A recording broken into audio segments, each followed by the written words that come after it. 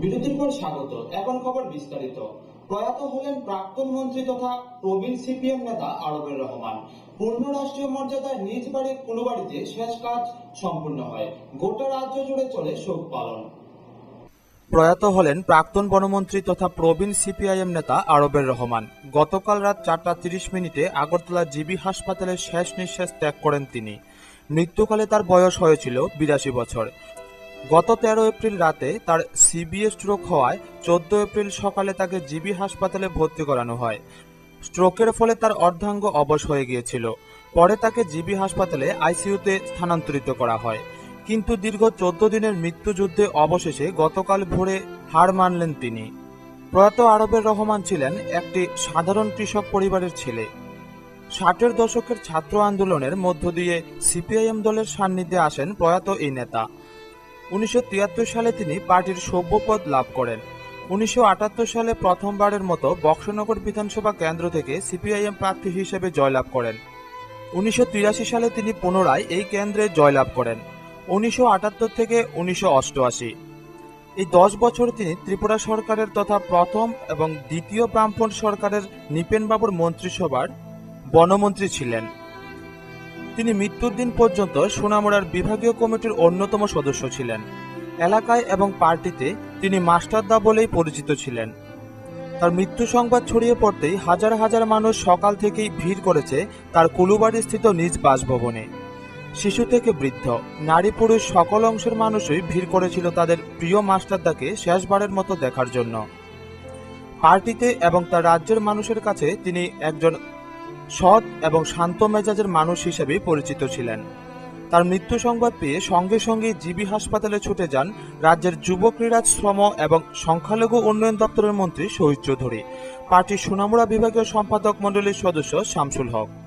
GB হাসপাতাল থেকে বের করার পর প্রথমে তাকে নিয়ে যাওয়া হয় বিধানসভা চত্বরে। সেখানে প্রয়াত এই প্রাক্তন মন্ত্রীকে শেষ শ্রদ্ধা জানান বিধানসভার কর্মচারীরা। তারপর তার দেহ নিয়ে যাওয়া হয় মহাকরণে। সেখানে তাকে শেষ শ্রদ্ধা জানান রাজ্যের মুখ্যমন্ত্রী তথা পলিট ব্যুরোর সদস্য মানিক সরকার। আগরতলা টাউন হলে রাজ্য কমিটির বর্ধিত সভা থাকায় পার্টির সাধারণ সম্পাদক প্রকাশ করাতো এ সময় রাজ্যে ছিলেন। প্রয়াত এই প্রাক্তন মন্ত্রীর মৃতদেহ মেলারমাঠ পার্টির রাজ্য দপ্তরে নিয়ে আসা হলে সেখানে পার্টির পতাকা দিয়ে তার মৃতদেহ ঢেকে দেন সিপিআইএম সাধারণ সম্পাদক প্রকাশ করার। তারপর একে একে রাজ্য কমিটির সদস্যরা শেষ শ্রদ্ধা জানান।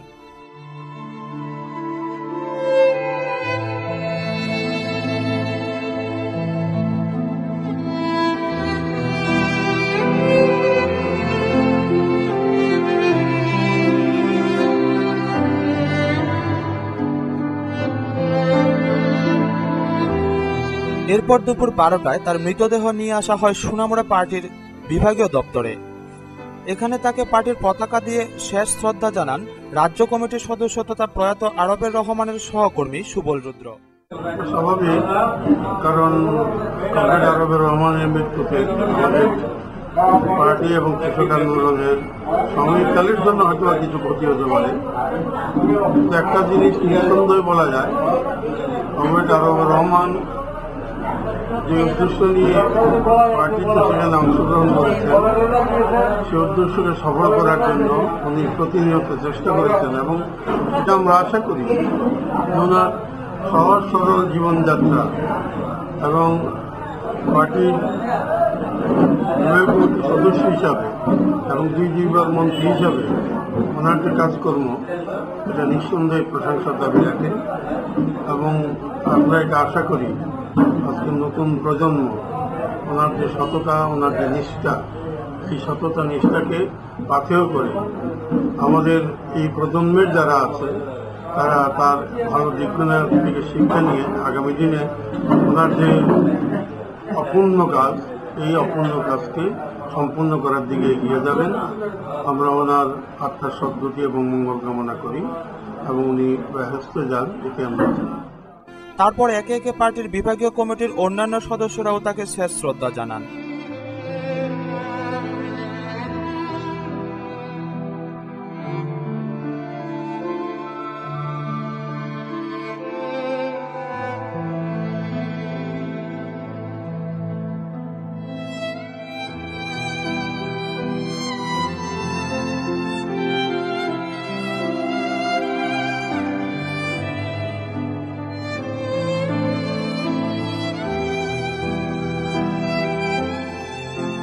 তারপর তার মৃতদেহ নিয়ে যাওয়া হয় তার নিজ গ্রাম কুলুবাড়িতে।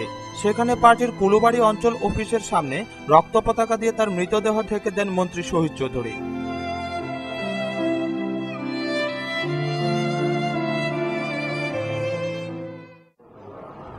আমাদের যারা পার্টি করে, আমাদের কমরেডরা, যে কোনো পার্টি কমরেডের মৃত্যুতে কিছু না কিছু পার্টি ক্ষতি হয়। স্বাভাবিকভাবেই কমরেড আরব রহমানের মৃত্যুতে সাময়িক সময়ের জন্য আমাদের ক্ষতি হয়েছে। আমার বিশ্বাস ওনার যে চিন্তা, ওনার যে চেতনা, ওনার যে সরলতা, ওনার যে সততা, সেটা আগামী দিনে কমরেডদের কাছে অনুকরণীয়। উনি সবসময় দেখেছি ওনার কাছে থেকে যে সহজ সরলভাবে মানুষের সমস্যাগুলো সমাধান করার জন্য এগিয়ে আসতেন এবং কর্মজীবনে ওনার সততার কোনো রকম ঘাটতি ছিল না। এবং আমি মনে করি সরলতা এবং সততা আরব রহমানের কাছে একটা নিদর্শন, দৃষ্টান্ত আমাদের পার্টির সামনে, যে আমি ব্যক্তিগতভাবে ওনার সংস্পর্শে থেকে উপকৃত হয়েছি কীভাবে অন্তর দিয়ে, দরদ দিয়ে মানুষের কাজ করতে হয়।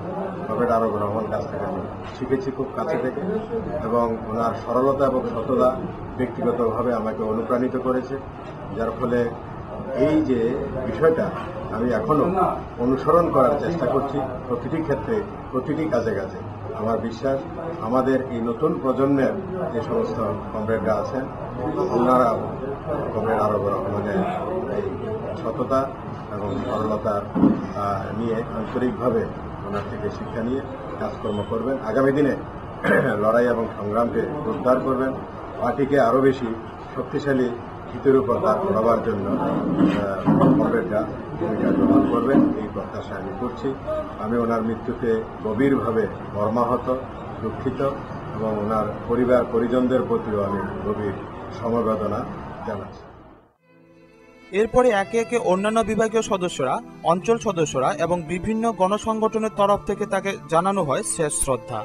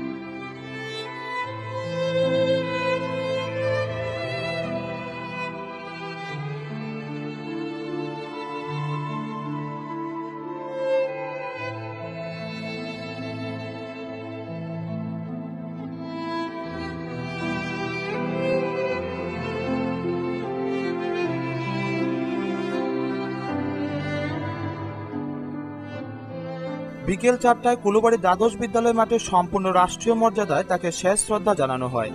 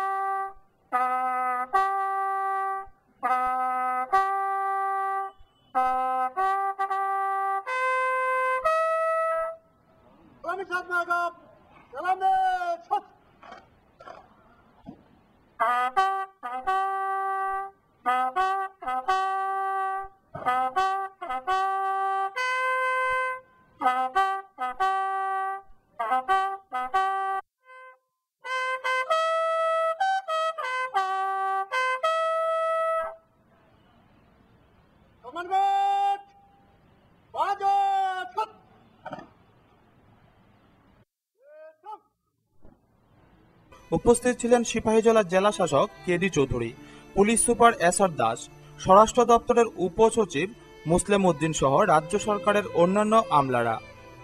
ছিলেন মন্ত্রী শহীদ চৌধুরী, বক্সনগর পঞ্চায়েত সমিতির চেয়ারম্যান শামসুল হক প্রমুখ। প্রায় কয়েক হাজার মানুষের উপস্থিতিতে সম্পূর্ণ হয় এই কমিউনিস্ট নেতার শেষকৃত্য। সারা রাজ্যের মানুষের কাছেই উনি একজন শ্রদ্ধেয় ব্যক্তি, সৎ নিষ্ঠার সহিত উনি রাজনৈতিক সামাজিক জীবন কাটিয়েছেন এবং দীর্ঘ 1 বছরের যাবতই মাঝে মধ্যে অসুস্থ হয়ে পড়েন। গত 14 তারিখে হঠাৎ উনি স্ট্রোক করেন, তারপরে এখান থেকে জিবি হাসপাতালে সেখানে ভর্তি করা হয়। জিবি হাসপাতালে ভর্তি করার পর 3 দিন পরেই আইসিইউতে সেখানে নেওয়া হয়। গত 4 দিন আগে আইসিইউ থেকে সেখানে বের করে কেবিনে রাখা হয়। গতকাল রাত্রে 4:30 ঘটিকার সময় উনি শেষ নিঃশ্বাস ত্যাগ করেন। গোটা এলাকায় ওনার মৃত্যুর খবর পেয়ে গোটা এলাকায় সেখানে শোকের ছায়া নেমে আসে। আজকে আমরা লক্ষ্য করছি ওনার শেষ শ্রদ্ধা জানানো এবং ওনার ধর্মীয় যে অনুষ্ঠান,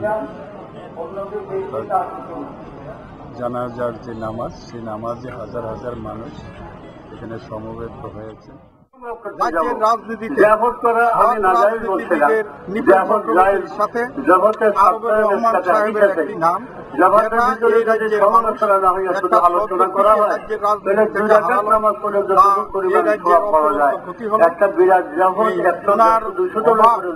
সেখানে পূরণ করার মতন মানসিকতা এবং মানুষের জন্য কিছু করার যে মানসিকতা সমাজে বর্তমানে আছে, উনি আজকে থেকে রাত্রে উনার আমার কাছে মনে হলো সোনামুড়া বিভাগের একটা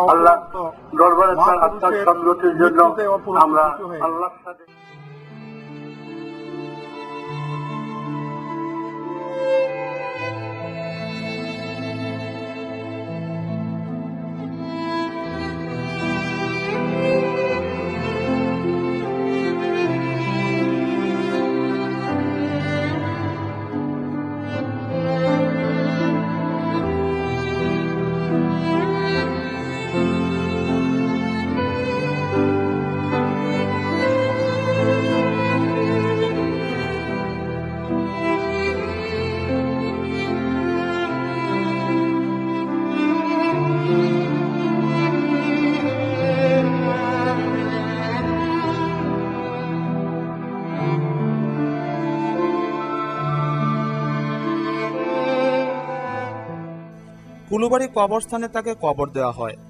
তার এই মৃত্যুতে গোটা বিভাগ শোকাহত। মৃত্যুকালে তিনি রেখে যান 3 ছেলে এবং 4 মেয়ে।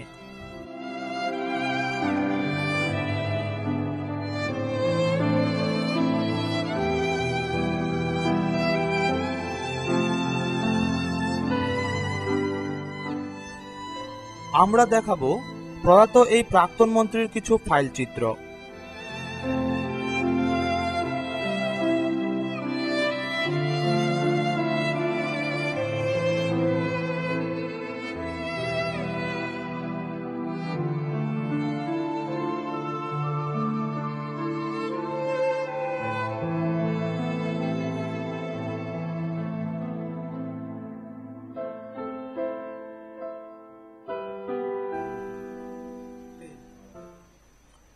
ব্যুরো রিপোর্ট, খবর ত্রিপুরা।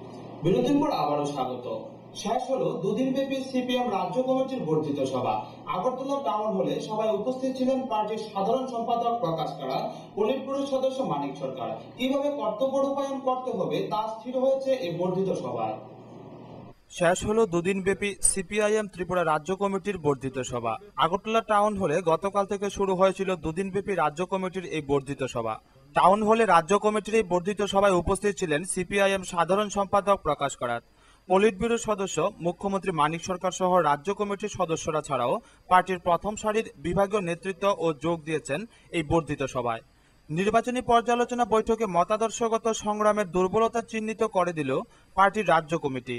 বর্ধিত সভায় কিভাবে কর্তব্য রূপায়ণ করতে হবে তা স্থির করেছে পার্টি। এরপর রাজ্য কমিটি ভোট পর্যালোচনা নিয়ে গিয়েছে প্রতিটি পার্টি সভ্যের কাছে।